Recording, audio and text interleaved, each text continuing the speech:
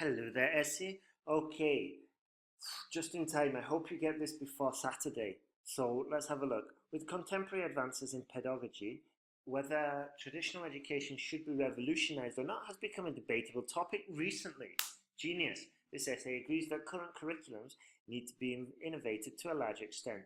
The essay will first explore, be careful about saying this essay, the essay. Um, Here we could have said, um, it's widely agreed. It is widely agreed that current curriculums need to be innovated. This essay will first explore the adverse psychological ramifications of traditional education and then present an alternative by giving Finland education system as an example. No, by using the Finnish education system as an example would have been better, not giving, using. The main drawback of traditional schools for students is probably psychological pressure. Genius. This is usually because even though some students have aptitudes for extracurricular activities such as art or sports, they are forced to study traditional subjects such as maths or science. Genius. Recent studies by International Education Association indicate that 4 out of 10 secondary school pupils in London feel distressed because of the school subjects and prefer to excel in art or sports related activities. Good. Wow. This is genius work. Therefore, it could be argued that traditional subjects limit youngsters' abilities and have a negative impact on students interested in non-academic subjects. Well done. Very, very good. Genius. Crystal clear. And you could see I didn't have to go back one single word to understand what your argument is or what you're trying to say with your sentences, and I got the whole idea in the first read. Okay, one small issue here: have aptitudes, but great vocabulary. Aptitude, excel, drawback. So indicate for, good solid example. Feeling distressed. This is great work. I'm very impressed. So good work there, Essie. The alternative education system implemented in Finland should arguably be adapted to most schools. Okay, this is probably due to the fact that the Finnish education system does not assess all students on academic merits only, provides them with the freedom of undertaking their preferred courses. 2014, research by Harvard University demonstrated that Finland had the highest quality education in the world with 95% contented pupils. Okay. Or better to rephrase that as with 90% of students surveyed answering, let's see, I don't think you can say that, with 95% contented students. Highest quality education in the world.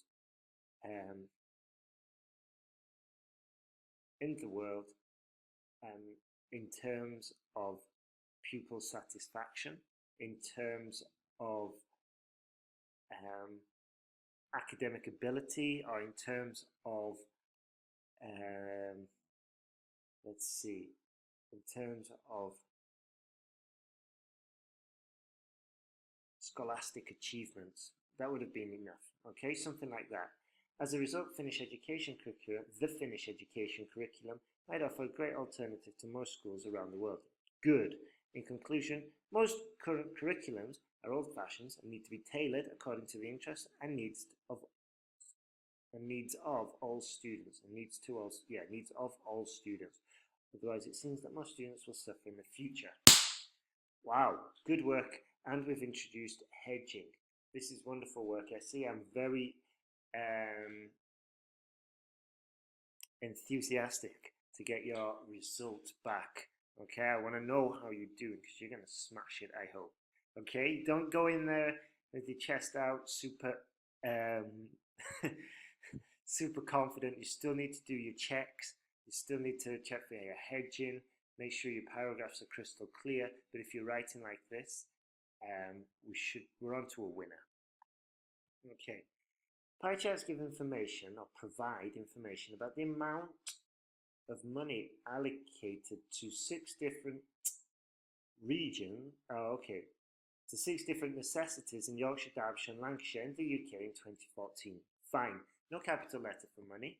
As for Yorkshire, it is clear that the most amount of money was spent on education with around 30%, followed by leisure with about 5% less expenditure. Social services, community care and education environment make up between 5 and 15% each. Well done for grouping. Maybe it's a bit too much, the grouping, but it's okay for now. The important thing is you've grouped it. Regarding Derbyshire, good way to start. Leisure had by far the highest percentage at about 40%, followed by education, which accounted for a quarter of the chart. Good. It's good to see these written fractions, but generally speaking, it's usually a good style to keep written percentages together, in written fractions together in one sentence, and then another sentence with numerical percentages, rather than mixing them. Okay, just some tip for the next essay. For social services, almost a fraction was spent. The rest had similar figures at around 15% each.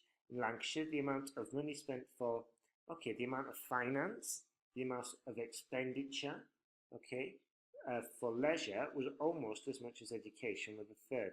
The rest were about 10% each. Very good. Overall, in these 3 regions, education and leisure are given more importance than others, whereas is spelled incorrectly. Environment and social services were the ones given the least attention in 2014. Very good, very good. That's fine.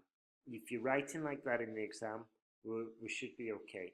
You're grouping, you're using different structures, and and we can hopefully we'll be using written fractions and using the numerical fractions and overall. So this is really good task 1 essay. So when you have your exam, let me know how it goes and tell me what was on your paper. I'm just curious, and especially get in contact when you get your results. Okay, buddy? All the best.